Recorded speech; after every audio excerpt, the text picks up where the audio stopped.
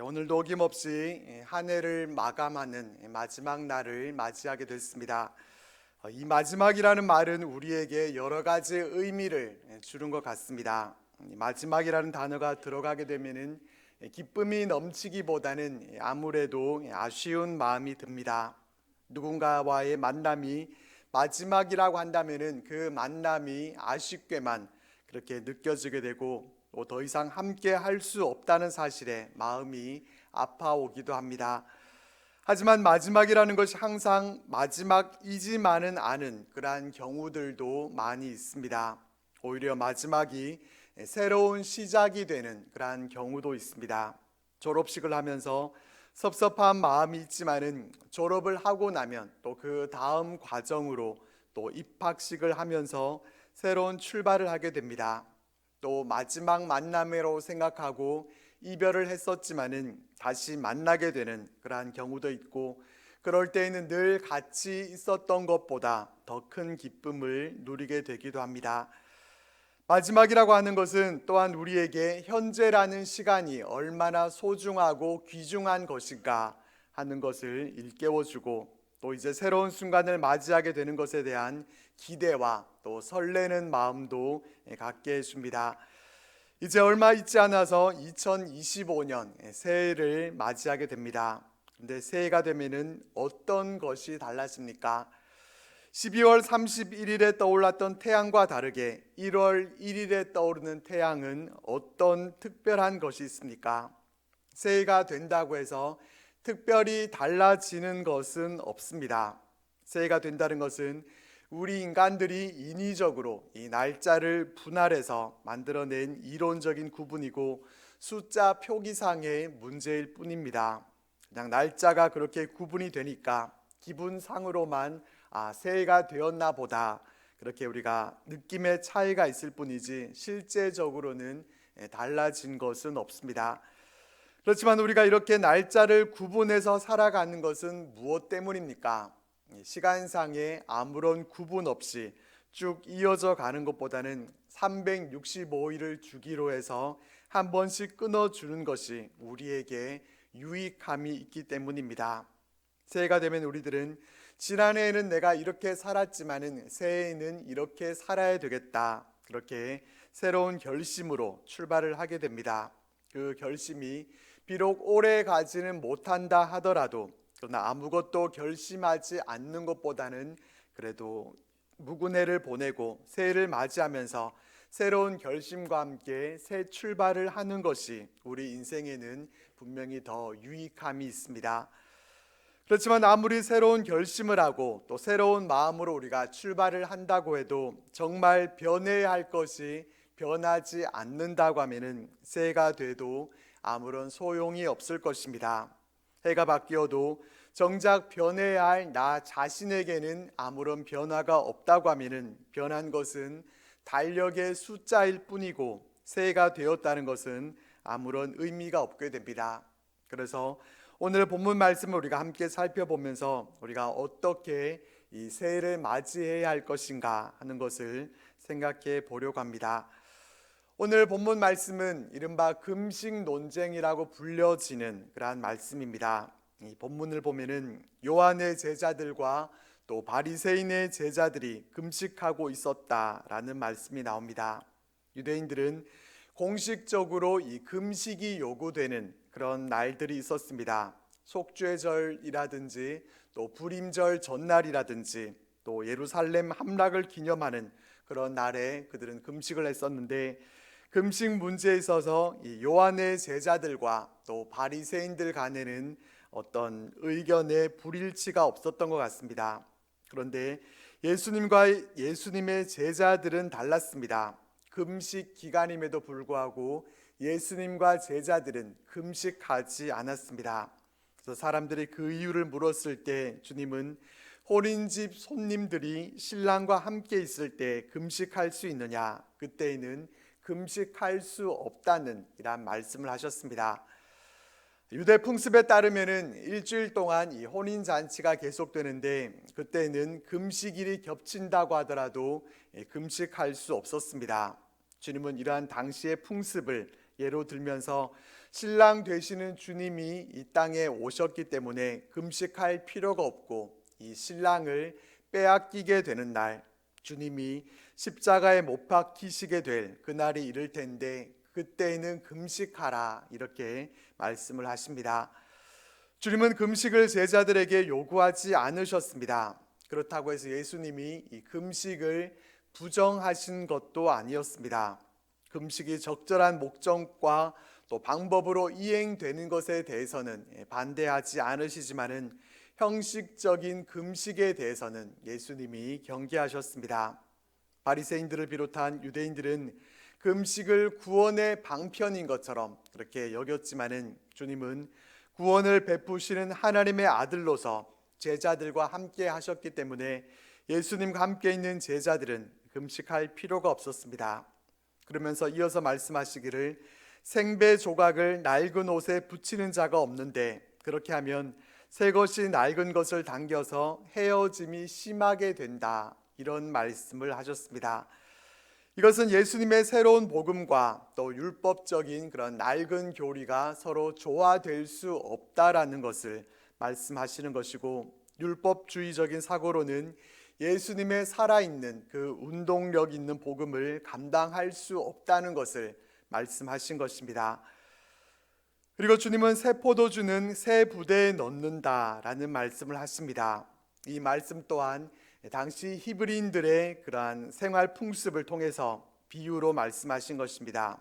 히브리인들의 풍습을 보면은 그들은 가죽으로 부대를 만들어서 그 안에 여러 종류의 액체들을 보관했습니다. 짐승의 가죽을 벗겨내서 털이 있는 쪽을 바깥으로 해서 이 목 부분만을 제외하고 모든 부분들을 다 꿰맨 후에 가죽을 일정 기간 동안 손질해서 가죽 부대로 사용했습니다.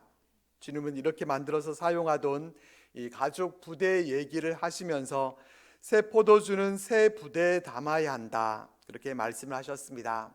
낡은 가죽 부대는 탄성이 부족하기 때문에 새 포도주를 거기에 넣게 되면은 가죽 부대도 터지게 되고 또 그래서 새 포도주가 다 쏟아지게 될 것이다. 사용치 못하게 됨을 말씀하셨습니다. 하지만 여기서 우리가 분명히 알아야 할 것은 예수님은 옷 수선 방법이라든지 또 포도주 보관 방법에 대해서 말씀하고 있는 것이 아니라는 점입니다. 또한 새 포도주나 묵은 포도주의 맛에 관해서 묵은 포도주가 더 맛있다 그런 말씀을 하시는 것도 아닙니다. 이 말씀에서 낡은 옷, 이 낡은 가죽 부대는 유대인들의 그 근본 의미는 잃어버리고 형식적으로 준수하고 있던 그 율법을 가리킵니다. 그리고 생배 조각과 이 새 포도주는 예수님의 새로운 가르침, 복음을 의미합니다. 주님은 이 말씀에서 유대인들이 자신들의 옛 율법을 더 좋아하고 새로운 가치인 주님의 복음을 받아들이지 않는 그들의 모습에 대해서 비판하고 계십니다. 그러니까 결론적인 내용은 복음을 율법의 그릇에 담을 수가 없다. 이 새로운 내용은 새로운 용기에 넣어야 한다라는 것을 말씀해 주고 있습니다. 사람들이 새 포도주보다는 묵은 포도주를 더 좋아하는 것은 당연한 것이지만은 구습이 명백히 잘못된 것일 때에는 이것을 과감하게 내어버리고 새 것을 받아들일 줄 아는 그러한 용기와 지혜가 필요하다는 것을 주님은 말씀하고 계십니다. 본문 말씀과 같이 이제 우리가 새해를 맞이하게 될 텐데 우리 자신은 여전히 낡은 가죽 부대로만 남아 있다고 하면 어떻게 되겠습니까? 새 포도주를 담을 수 없게 됩니다. 새 포도주를 담아봤자 낡은 가죽 부대는 그 새 포도주를 감당하지 못하고 터져버리고 새 포도주마저 다 쏟아져 버릴 것입니다. 나 자신이 낡은 가죽 부대에서 새 가죽 부대가 되지 않는 한 새 포도주를 기대할 수 없게 되는 것입니다. 하나님께서 새해 우리를 위해서 새 포도주를 준비해 두셨는데 우리가 새 부대로 준비되어 있지 못하다고 하면 새 포도주가 우리에게 아무런 의미가 없게 됩니다. 내가 새 부대가 되지 않으면 새해 하나님께서 아무리 많은 은혜와 축복을 주신다 하더라도 그것을 담아낼 수가 없는 그런 안타까운 일이 발생하게 됩니다. 그래서 우리는 이제 낡은 부대가 아니라 새 부대로 새롭게 지어져야 합니다. 그래야 새해가 우리에게 의미 있게 다가오게 됩니다. 그러면 우리가 어떻게 해야 새 부대가 될 수 있겠습니까? 우리가 우리의 몸을 깨끗이 씻는다고 하면 깨끗하게 될 수가 있겠습니까? 목욕한다고 해서 새 부대가 되지 않습니다. 내 삶의 습관을 바꾸면 되겠습니까? 지금까지 내가 살아왔던 그 삶의 습관을 바꾼다는 것 결코 쉬운 일이 아니지만은 하지만 내 삶의 습관을 바꾼다고 해서 그것만으로 새 부대가 될 수는 없습니다. 우리의 겉사람만 변화되어서는 오늘 본문 말씀에서 설명하고 있는 것처럼 낡은 옷에다가 새로운 옷감을 덧붙이는 것에 불과합니다. 여전히 우리는 낡은 옷, 낡은 가죽 부대이고 거기에다 새 옷감, 새 가죽 조각을 붙여봐도 오히려 옷과 가죽 부대를 더 찢어지게 만들 뿐입니다.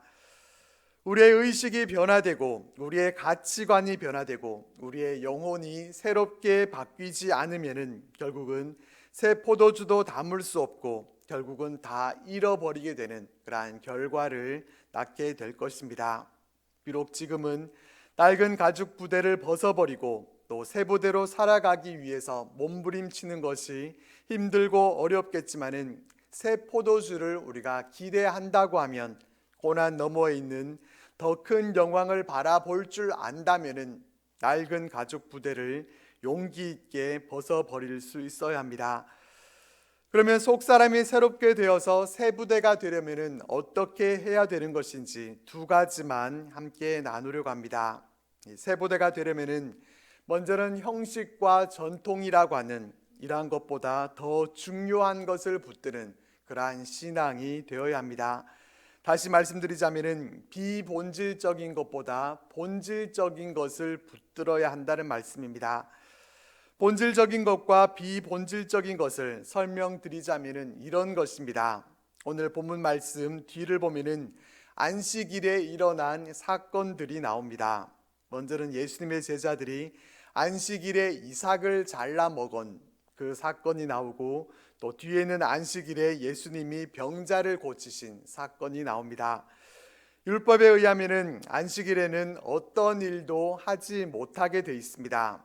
근데 예수님과 제자들은 안식일에 이삭을 잘라 먹는 그런 일을 하고 또 병자를 고치는 일을 해서 안식일을 범했다고 바리새인들과 또 무리들로부터 비판을 받게 됩니다. 이에 대해 주님이 가르치셨던 핵심은 안식일을 지키는 그 의식이 중요한 것이 아니라 안식일의 주인인 사람이 더 중요하다는 것이었습니다. 외적인 율법의 의식이 중요한 것이 아니라 율법이 가르치고 있는 그 율법의 정신이 더 중요하다는 것입니다. 그러니까 사람이 본질적인 것이었고 의식과 율법은 비본질적인 것이었습니다. 어떤 것이 중요한지를 잘 구분해야 되는데 바리새인들은 금식과 안식일의 전통이라는 그 비본질적인 것을 그들은 소중히 여기면서 율법이 강조하고 있는 사랑의 정신, 그 본뜻을 붙드는 데에는 실패했습니다. 오늘 새벽 시간까지 우리는 갈라디아서 말씀을 함께 나눴습니다. 사도 바울이 강조하고 있는 것도 마찬가지입니다. 갈라디아 교회 성도들 중에는 잘못된 가르침을 받아서 복음 외에 아직도 율법이 필요한 줄로 생각하고 할례를 받아야만 하고 또 율법을 추가적으로 지켜야만 구원받을 수 있을 것처럼 생각하는 그런 자들이 있었습니다. 그런 그들에게 바울은 다시 종의 멍에를 매지 말고 오직 믿음 안에서 주시는 참 자유를 누리고 또 오히려 서로 짐을 지고 사랑으로 서로 종노릇하라 라는 그러한 말씀을 전했습니다.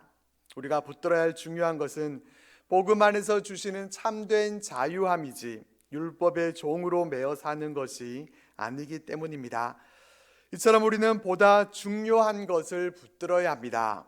십자가의 복음을 붙들어야 합니다. 오직 믿음으로 구원받는다고 하는 이 진리를 붙들어야 합니다.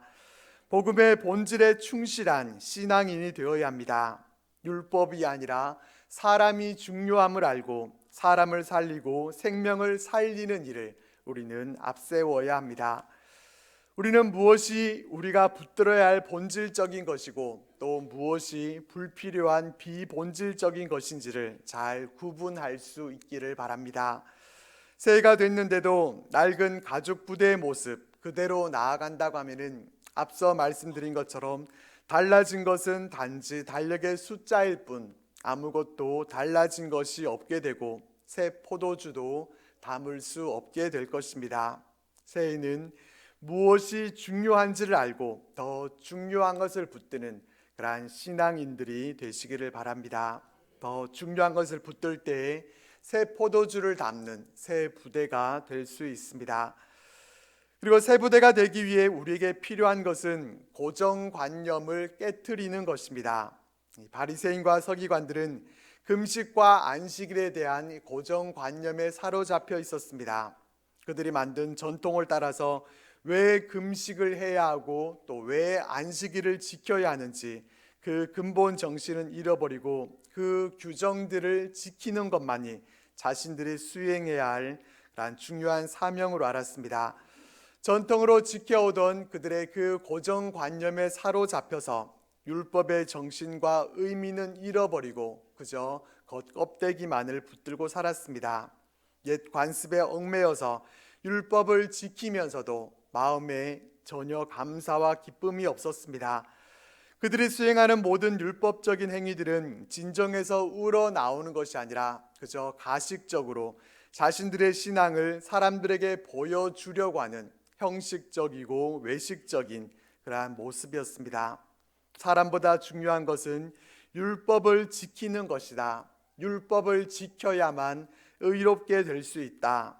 하나님이 원하시는 것은 율법에 순종하며 살아가는 삶이다. 이러한 고정관념에 사로잡혀 있는 그들은 그래서 도무지 예수님을 용납할 수 없었습니다. 고정관념에 사로잡혀 있는 그 낡은 가죽 부대를 새 부대로 바꿔야만 참 복음 되시는 예수님, 이 새 포도주를 담을 수가 있는데 그들은 그렇게 하지 못했습니다. 그래서 주님은 이런 그들을 책망하셨고 그들에게 이 비유의 말씀을 통해서 가르치고 싶어 하셨습니다. 우리의 모습을 돌아보면은 우리 또한 알게 모르게 이 고정관념에 사로잡혀 있는 그러한 우리의 모습을 발견하게 됩니다. 제한 없는 믿음이 아니라 우리의 생각 속에 갇혀 있는 그러한 우리의 믿음의 모습을 보게 됩니다. 기도할 때에도 내가 기도하고 있기는 하지만 내가 처해 있는 이 상황은 쉽게 변화되지 않을 거야.